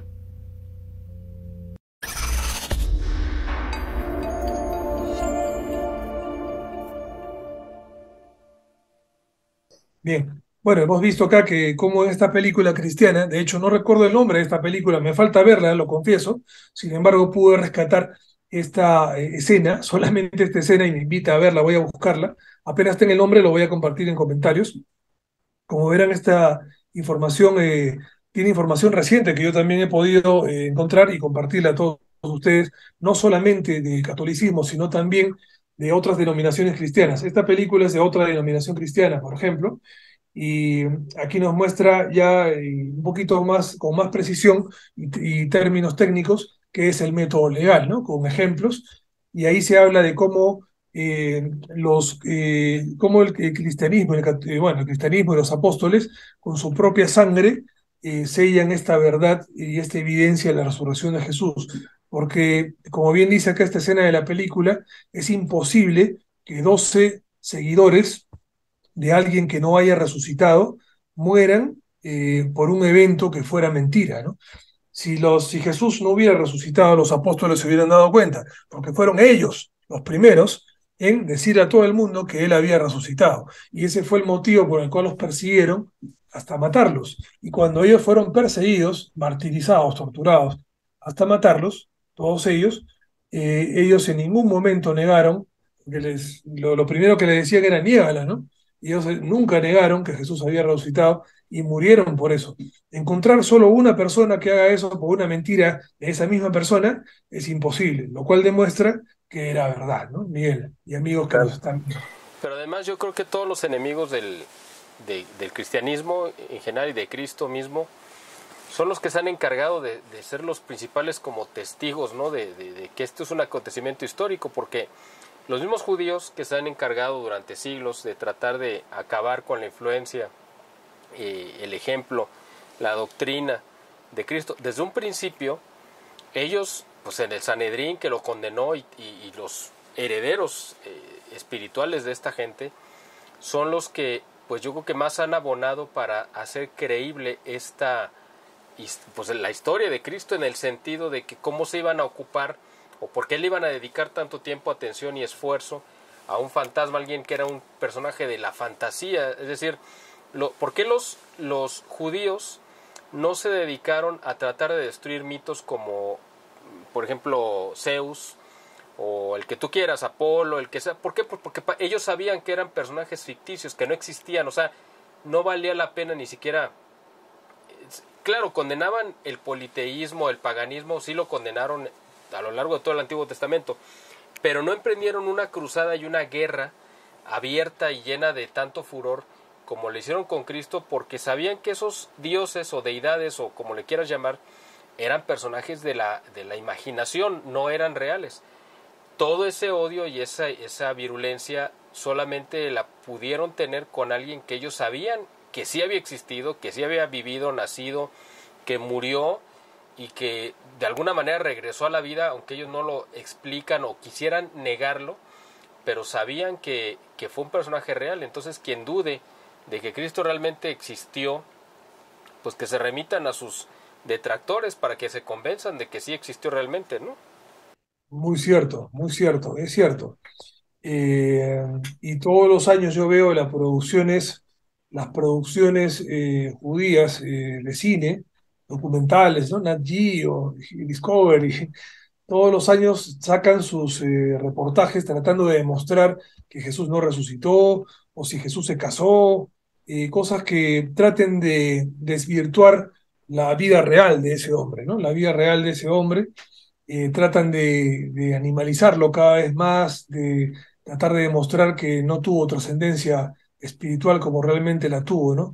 Y quiero hacer Cuando una no reflexión. pueden negar que fue un ser humano que existió, pues lo quieren dejar a ese nivel, simplemente que fue un ser humano excepcional, un profeta, pero le quitan la divinidad, que eso es, yo creo que fue la primera de las herejías, ¿no? De tratar de negar la divinidad de Cristo. Y eso es muy antiguo, eso viene desde el origen del cristianismo. Entonces, han seguido por esa línea, porque dicen, bueno, podemos aceptar y reconocer que Jesús vivió como un ser humano y murió y punto, ahí se acabó, se casó, tuvo hijos, lo que quieras, o sea, tú le puedes inventar lo que sea. El asunto es negar que es Dios, ¿no? Que es el Hijo de Dios. Así es. Y de hecho, gracias por mencionarlo, porque ellos, los judíos en este caso, niegan a Jesús, al Mesías, pero sí están esperando a otro Mesías, ¿no? A pesar de que sus propios profetas judíos ya profetizaron la venida de Jesús, dijeron que iba a morir al tercer día, que iba a resucitar. Acá ellos siguen sin creerlo, pero están esperando a otro Mesías, que curiosamente, según la profecía y según Apocalipsis, va a ser el falso Mesías, ¿no? Entonces ellos están esperando al impostor, que no es otra persona que el adversario, ¿no? Que ya sabemos quién, el enemigo, Lucifer. Y en este caso, quiero mencionar que actualmente la ONU, amigos que nos están escuchando, la ONU patrocina también a una revista, Share International, ¿ya? Share International promociona a Maitreya. ¿Quién es Maitreya para esta revista Share International que la ONU está patrocinando? Maitreya viene a ser como el nuevo Mesías de New Age, o sea, el anticristo. En este caso, el Mesías falso que están esperando los judíos, ¿no? Ahora, esta revista y estas personas se identifican como ecuménicas, sin embargo, es New Age, ¿ok? Ellos, curiosamente, su profeta, el difunto profeta le llaman a su fundador en este caso, es Benjamin Graham. Benjamin me suena más a un apellido, a un nombre judío. Claro. Voy a investigar, me parece que lo más probable es que lo sea. Y es un medium que era poseído por este supuesto Maitreya, ¿ok? Y en vivo, ojo, en vivo por televisión, en noticieros de Estados Unidos, Reino Unido, Australia, era poseído para hablar de estas cosas. Su doctrina también incluye el culto a los ovnis. Yo también he pasado por eso, yo he sido New Age. A nosotros nos engañaban diciéndonos que los ovnis, que los seres de luz vienen de afuera, como que son hermanos mayores. Amigos, en el New Age se puede decir muchas cosas, pero la ciencia es una. Yo les voy a decir algo. Les recomiendo, hay libros buenísimos, no tengo el nombre a la mano, pero lo voy a compartir en los comentarios. Hay libros buenísimos de investigaciones que se han hecho. Ustedes saben qué es la correlación en estadística, ¿no? Correlación, cuando hay datos de distintas fuentes que tienen un mismo sentido. Por ende, tienen un significado y el mismo significado. Se ha hecho un estudio, una correlación científica de los eventos paranormales denominados abducciones pseudoextraterrestres, y también se han hecho, la correlación con los datos de síntomas de posesión satánica con los síntomas de, en este caso, lo que uno siente o lo que siente una víctima al ser poseída. Amigos, tanto el olor a azufre, tanto la parálisis y a veces movimientos involuntarios del poseído como el del contactado por un supuesto extraterrestre son los mismos. También hay olor a azufre con estos cabezones grises en sus contactos del tercer tipo, en fin. En este caso, también se tiene otro síntoma, algo curioso, que son los tocamientos sexuales a causa de estos personajes, como también por los demonios. Quiero citar el primer avistamiento ovni, el primer dibujo de un extraterrestre. ¿Saben quién lo hizo? Fue el satanista Aleister Crowley, mucho antes que aparezca el primer avistamiento ovni en la historia de la humanidad o el primer cabezón supuestamente extraterrestre. Aleister Crowley hizo un dibujo de un demonio llamado Lam. Aleister Crowley era satanista y también es un... Era del círculo también de Elena Blavatsky, ¿no? Sí, fue seguidor de ella, porque me parece que él vino después. Sí, era como su discípulo. Exacto, y él era satanista abierto, y también es leído por los masones. Yo he tenido libros masónicos en mis manos, de Aleister Crowley, de tarot de Aleister Crowley, sellados por la masonería y difundidos por ellos. Felizmente ya no tengo acceso a esa información física, pero yo la he podido ver, la he podido digitalizar, y ahí la tengo también para compartir como evidencia si es necesario. Sin embargo, esto que hemos visto de Maitreya y esta revista, por ejemplo, es financiada por la ONU. Y hago una reflexión porque todos sabemos quién es la ONU actualmente. Y si tú me dices, Miguel, que este personaje, este falso Mesías, viene patrocinado por la ONU, me queda súper claro. Gracias, ONU, por darme las pistas tan fácilmente, porque si yo sé que la ONU es súper corrupta, me deja claro que ese Mesías también va a ser súper corrupto y es el anticristo. Claro, así es. Algo breve también quiero citar con respecto a la ONU, que la ONU, uno de sus miembros del Consejo Consultivo es una ONG llamada Lucis Trust. Y Lucis Trust en su página web, así como en la página web de la ONU, que parece menciona que es parte de su Consejo Consultivo, Lucis Trust, fue fundada, amigos, no como Lucis Trust, sino como Lucifer Publisher Company. Y este miembro del Consejo Consultivo de la ONU, Lucis Trust, se encarga de difundir el New Age a la gente, ¿no? A la humanidad, pero también ellos reconocen que ese nombre, Lucifer Publisher Company, inicialmente fue puesto en homenaje a Elena Blavatsky por su libro Isis sin velo, donde empieza el culto a Lucifer, que Satanás, Iblis y todos los nombres que el diablo tiene, lo ponen ahí mismo, los de Lucis Trust.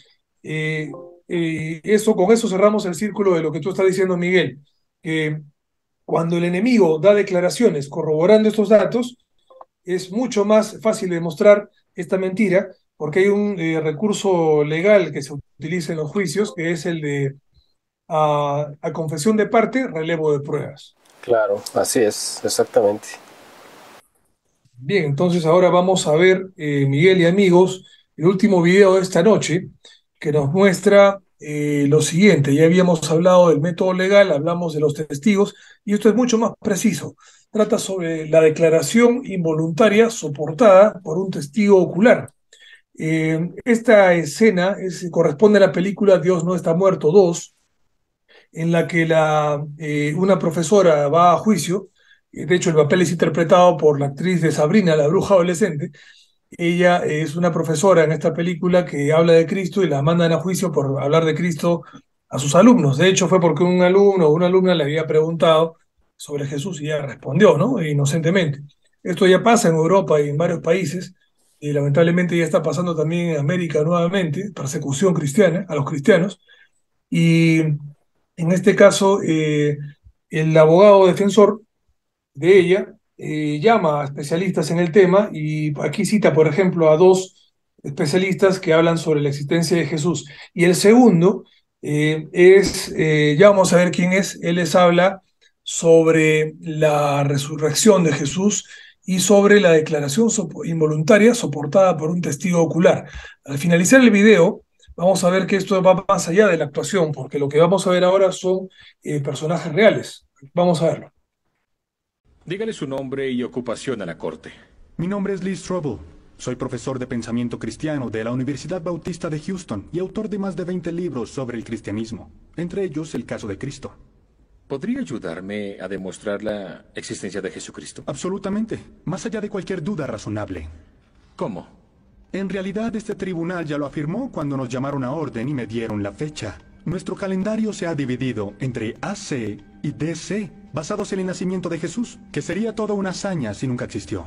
Más allá de eso, el historiador Gary Habermas enumera 39 fuentes antiguas para Jesús, donde enumera más de 100 hechos reportados acerca de su vida, enseñanzas, crucifixión y resurrección. De hecho, la evidencia histórica de la ejecución de Jesús es tan fuerte que uno de los estudiosos del Nuevo Testamento más famoso del mundo, Gerd Ludermann de Alemania, dijo: la muerte de Jesús como consecuencia de la crucifixión es indiscutible. Ahora, hay muy pocos hechos de la historia antigua que un historiador crítico como Gerd Ludermann diga que es indiscutible. Y una de ellas es la ejecución de Jesucristo. Discúlpeme, pero usted es creyente, ¿no es así? Un creyente de la Biblia.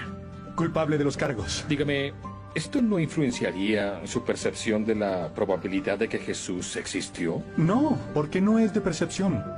Podemos reconstruir los hechos básicos acerca de Jesús de fuentes que no son cristianas fuera de la Biblia. Y Gerd Ludermann es un ateo. En otras palabras, podemos probar la existencia de Jesucristo solamente con el uso de fuentes que no tienen ninguna simpatía hacia el cristianismo. Como el historiador agnóstico Bud Ehrman dice, Jesús verdaderamente existió, nos guste o no. Lo pongo de esta forma. Negar la existencia de Jesús no hace que se vaya. Simplemente demuestra que no habrá ninguna prueba que los convenza. Gracias. No más preguntas, su señoría. Y experiencia para el archivo. Mi nombre es James Warner Wallace. Soy un detective de homicidios retirado del condado de Los Ángeles. ¿Y es el autor de este libro, Cristianismo Caso Congelado? Sí, así es. ¿Puede compartir el tema del libro con la corte, por favor? Un detective de homicidios investiga las afirmaciones de los evangelios. ¿Sería correcto decir que sus deberes como detective de homicidios incluyen la investigación de casos sin resolver? Sí, esa es y era mi especialidad. La mayoría de esos casos no se resuelven con ADN. Objeción. El abogado conduce y testifica, su señoría. Voy a parafrasear. ¿Cuántos de estos casos fueron resueltos con el uso de pruebas de ADN? Ninguno, ni siquiera uno. Eso es popular en la televisión, pero nuestros departamentos nunca han resuelto un caso con ADN. Entonces, ¿cómo se resuelven los casos? A menudo mediante la investigación de las declaraciones de testigos oculares, aunque muchos de ellos ya hoy han fallecido. Perdone mi ignorancia, señor Wallace, pero ¿cómo es eso posible? Tenemos unas técnicas utilizadas para probar la fiabilidad de un testigo ocular, incluyendo el análisis de declaración forense. Es una disciplina donde escudriñamos las declaraciones de testigos oculares, lo que eligieron minimizar o enfatizar y todo lo que admitieron. Revisamos los usos verbales, sus conjugaciones, el uso de pronombres y cómo expanden o contraen el tiempo. Y hasta podemos decir quién está mintiendo. ¿Y usted utilizó este método fuera de su área de trabajo? Sí, lo apliqué a la muerte de Jesús en manos de los romanos y usé los evangelios como si fueran otras declaraciones forenses. En pocos meses pude determinar que antes de los evangelios leídos desde diferentes perspectivas, estos contenían testigos sobre la vida, ministerio, muerte y resurrección de Jesús. Y consideró que los 4 relatos podrían ser parte de una conspiración destinada a fomentar la creencia de una fe incipiente. Debe considerar conspiraciones en los relatos de testigos oculares, pero conspiraciones exitosas suelen incluir el menor número de personas. Es más fácil para 2 personas mentir y mantener un secreto que para 20. Fue el problema con las teorías de conspiración relacionadas con los apóstoles del siglo I. Hay demasiados intentando mantener esta conspiración durante demasiado tiempo. Y mucho peor, han experimentado presión como ningún otro, una presión inimaginable. Cada una de estas personas fue torturada y murió por lo que afirmaron ver, y ninguno de ellos se retractó de su historia. Así que la idea de que esto es una conspiración en el primer siglo es simplemente poco razonable. Y lo que veo en los evangelios es lo que llamo declaración soportada involuntaria por un testigo ocular. ¿Qué es una declaración soportada involuntaria por un testigo ocular? Si pudiera prestarme su Biblia. Déjeme ir al Evangelio de Mateo para darle un ejemplo. Voy a empezar con un pasaje en el que Jesús está frente a Caifás en una audiencia. Aquí dice: entonces le escupieron en el rostro y le dieron puñetazos, y otros le abofetearon diciendo: profetízanos, Cristo, ¿quién es el que te golpeó? Eso parece una petición muy sencilla, ya que las personas que lo golpearon estaban de pie frente a él. Eso no tiene sentido. ¿Por qué sería una profecía poder decir quién te golpeó? Pero hasta que lees Lucas puedes responder esto. Él dice: y los hombres que custodiaban a Jesús se burlaban de él y le golpeaban. Y vendándole los ojos, le decían: profetiza, ¿quién fue el que te golpeó? Ahora sabemos por qué esto era un reto, ya que Lucas nos dice lo que Mateo omitió, que en realidad tenía vendados los ojos. Esta es declaración soportada involuntaria por un testigo ocular que da detalles que el primer testigo omitió. Y después de años de escudriñar estos evangelios, con el tiempo pude determinar si un testigo ocular es confiable. Llegué a la conclusión de que los 4 evangelios contienen los relatos fiables de las propias palabras de Jesús. ¿Y eso incluye las declaraciones citadas por la señora Wesley en su clase? Absolutamente. Gracias, detective. Su testigo. Detective Wallace, no pretendo tener el conocimiento bíblico que usted tiene. Pero ¿no es cierto que estos relatos evangélicos varían mucho en lo que dicen? ¿Que existen numerosas discrepancias entre esos relatos? Absolutamente, pero eso es lo que debemos esperar. No lo entiendo muy bien, señor. Los relatos de testigos oculares confiables siempre difieren en la forma en que recuerdan la historia, su perspectiva, incluso dónde se encuentran. Cuando examiné los evangelios, intentaba determinar si eran relatos precisos y fiables a pesar de sus diferencias. Oh, y como cristiano devoto, ¿Siente que tuvo éxito? No, señor Kane. Creo que me entendió mal. Cuando comencé este estudio, era un ateo devoto. Empecé el examen de los evangelios como un escéptico comprometido, no como un creyente. En realidad no fui criado en un ambiente cristiano. Aunque creo que tengo una alta estima por el valor de las pruebas, no soy cristiano porque fui criado de esa manera o porque esperaba satisfacer alguna necesidad o lograr un objetivo. Simplemente soy cristiano porque es evidentemente cierto.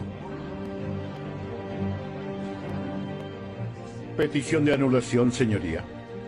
Concedido. El jurado ignorará las últimas observaciones del señor Wallace. No hay más preguntas. El testigo se puede ir. Bien, acabamos de ver entonces que quien ha expuesto ahí, amigos, televidentes, tenemos que la persona que aparece ahí hablando al final, sale su papel, su personaje es de un investigador de homicidio, ¿verdad? Sin embargo, él está actuando como él mismo, está haciendo el papel de él mismo. Estamos hablando de alguien de la vida real, investigador de homicidios, de casos fríos, especializado en casos fríos. Estamos hablando de Warner Wallace, quien escribe el libro Cristianismo, caso congelado, Cold Case, ¿no? Warner Wallace, tal como lo dijo en el video, en esa declaración en la película, él haciendo el papel de sí mismo, me cuenta la verdad. Él fue llamado para hacer una investigación sobre la resurrección de Jesús y ver, pues, efectivamente si era cierto o no. Y él lo hizo como alguien que no era creyente. En ese momento no era creyente, él dice que era ateo. Sin embargo, al ver el análisis que él mismo hizo profesionalmente, con todas las evidencias, la resurrección de Jesús era algo evidentemente cierto. Y desde ese día hasta hoy él se vuelve creyente, ¿no? En este caso cristiano. Algo para conocer un poco más sobre esto, les recomiendo que busquemos las entrevistas en YouTube de Warner Wallace, que tiene como nombre Cristianismo, caso congelado, donde él habla del tema ya de manera directa. Y también hay una película que se hizo al respecto sobre él y sobre su trabajo y su vida, específicamente sobre ese caso de conversión suya, a raíz de estas evidencias, de esta investigación. La película en español se le conoce como El caso de Cristo. Búsquenla en YouTube, también van a ver trailers y si pueden conseguir la película, enhorabuena, también la pueden ver. Si hubiera alguna pregunta, con todo gusto para contestarla, un comentario, antes de pasar a despedirme y hacer una reflexión final, amigos. Sí, bueno, pues yo creo que no es que haya una, sino yo creo que hay muchas preguntas que hacer, y yo creo que la gente, conforme vaya viendo este video, pues van a ir dejando aquí, espero que lo hagan en el video, sus comentarios y preguntas, lo que daría pie, yo espero que más adelante poder hacer como una segunda parte de este video, porque la verdad es que es un tema muy amplio, que da para mucho. Como esto no es una transmisión en vivo, pues la gente no puede participar en el momento que lo estamos realizando, pero yo creo que la gente puede dejar sus preguntas, comentarios, las recabamos y después hacemos una segunda parte donde yo te pueda decir, mira, las preguntas que la gente nos dejó aquí pues fueron estas, ¿no? Dejarlo, vamos a decir, como un mes, que la gente lo empiece a ver, empiecen a dejar sus comentarios y lo retomamos. Quizás sería una buena fecha por ahí el 2 de febrero, ¿no? Que es también una fecha importante, que es cuando litúrgicamente se cierra el periodo de Navidad en la Iglesia Católica, cuando es la presentación del Niño Jesús en el templo. Pero bueno, antes de comprometerte o pedirte que hagamos una segunda parte, yo creo que hay muchas cosas que quedan de todos modos, aquí en el tintero, muy interesantes, porque efectivamente se ha utilizado esta herramienta y esta arma que incluso la Iglesia ha desarrollado, o sea, es decir, toda esta parte metodológica del método legal que tú nos has comentado, pues fue desarrollado también por la Iglesia dentro de los tribunales de la Inquisición, con la idea de generar juicios justos que no existían en la época en la que la Inquisición pues le presentaban un caso y se ha satanizado de una manera absurda, ridícula y además de manera totalmente ignorante a la Inquisición como un tribunal que era totalmente intransigente, cuando era el tribunal más justo. Entonces es importante decir que esto que tú nos estás hablando, es decir, los dos métodos, tanto el método científico como el método jurídico que nos acabas de referir, los dos son creación de la Iglesia Católica, se generaron como parte de un por un lado, el método científico como la herramienta, el camino para buscar la verdad de manera más honesta y eficiente, y el método jurídico de la manera más justa y misericordiosa de abordar un caso. Es decir, cuando no existía ni siquiera el concepto de nombrar un defensor de oficio, pues la Inquisición inventa o crea esta figura para que la gente que no tuviera quien lo defendiera, pues de cajón tuviera alguien cuando menos asignado que pudiera llevar su caso, y además que no se pudieran acusar de manera anónima, sino que fueran, en fin, eso ya es otro tema, pero a lo que voy es que hay que tener en cuenta que estos dos métodos que tú estás refiriendo, los dos son creación de la Iglesia Católica y van con la misma idea, y de hecho utilizarlos ahora para tratar de negar la existencia de Dios, pues básicamente es como tratar de, no sé, de matar con un arma, ¿no? al que inventó las pistolas, por decirte algo, ¿no? O matar de flechazos al que inventó el arco. Es decir, es tratar de buscar o invertir la razón que le dio la causa que le dio razón a estos métodos y tratar de utilizarlos para fines totalmente contrarios para los que no fueron creados, ¿no? Es propio del enemigo, ¿no? Tanto el enemigo, el adversario, Lucifer, como sus seguidores luciféricos de quienes hemos hablado, ellos siempre toman la creación de Dios para intentar hacerla suya o engañar y decir que es suya, ¿no? El diablo se dice que gobierna este mundo, pero en realidad no es suyo y se le va a ser arrebatado en su momento. Igual los masones que gobiernan actualmente y que se encargan de la educación triste y pésima que tenemos ahora, nuestros países acá en Occidente, especialmente en Hispanoamérica, lamentablemente, tenemos una educación pública pésima comparado con lo que hemos tenido años pasados. La Universidad de San Francisco en México, como la Universidad de San Marcos, Mayor de San Marcos en Lima, Perú, eran las mejores, los crisoles culturales de América del Sur y Norte. Sin embargo, ahora no son como fueron antes, ¿no? La educación acá en Perú es pésima, la pública, y San Marcos es cuna ahora, lamentablemente, de escuelas marxistas, incluso terroristas en su momento. Lo comento porque efectivamente el enemigo toma lo que no es suyo, lo quiere hacer propio y lo hace mal, lo tergiversa. Gracias por mencionar lo de la Inquisición, porque efectivamente hay algo que mencionar ahí también. Muchos de los objetivos que fueron bueno, no atacados, sino sentenciados en la Inquisición por temas espiritistas, todos ellos eran masones, todos ellos eran judeo-masones, porque en esa época, amigos, la doctrina de los masones, esa teosofía, esos fundamentos luciféricos que ellos tenían, no los enseñaban a los humanos cristianos comunes y silvestres como nosotros. Era información secreta de ellos, de una élite, de manera que no hubo ningún cristiano, no hubo ninguna persona que no fuera masónica y ninguna persona inocente que fuera sentenciada por ese tribunal. Porque en ese tiempo los únicos que tenían esa información como algo selecto de su élite eran los judíos y masones. De manera que estos señores, judeo-masones, fueron los llevados a las sentencias que son conocidas en la historia. Y si se quiere decir que en ese tiempo la ley o el juicio era muy estricto, pues ya hemos dicho que en ese tiempo se estaba empezando con el tema jurídico, y ya en ese tiempo ese era la expresión jurídica más justa de la humanidad y del mundo en ese momento, ¿no? Entonces, si después se habla de juicios diferentes o si se mejoró el tema jurídico, fue por un tema de causa-efecto en las décadas que han habido y siglos posteriores. Sin embargo, en ese tiempo era lo mejor y lo más justo que se tenía. Y es fácil hablar de tecnología ahora o de avance científico y compararse con quienes estaban empezando. Por supuesto que es fácil pretender comparar ser mejor ahora que ha pasado tanto tiempo de investigación, cuando en realidad ellos eran los pioneros y era lo mejor de la época, ¿no? Gracias por mencionarlo, Miguel.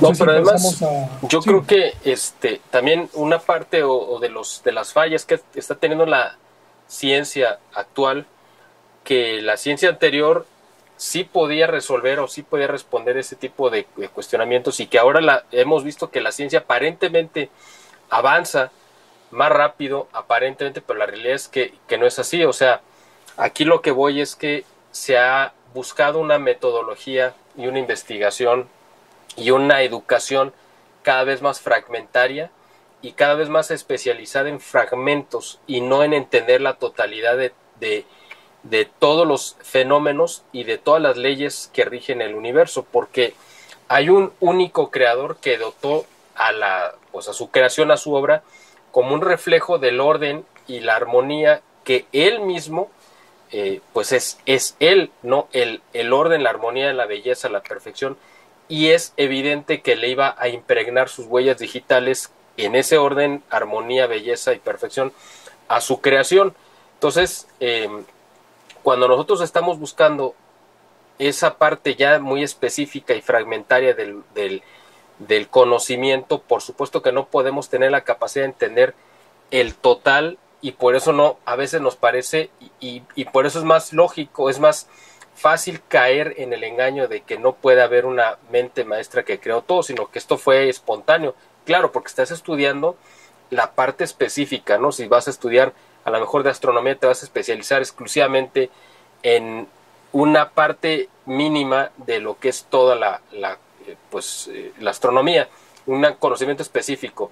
O si es de biología, te vas a especializar solamente en una parte, en una especie única de insectos, y vas a desatender el resto de que todos los seres vivos tienen quizá el mismo orden, o si te vas a dedicar a la física o a cualquier otro conocimiento. Entonces, los científicos que lograron los grandes avances eran porque entendían que había un algo unificador que le dio orden a todas las leyes, y que esas leyes no podían ser distintas a las de la física, las de la química y las de la biología.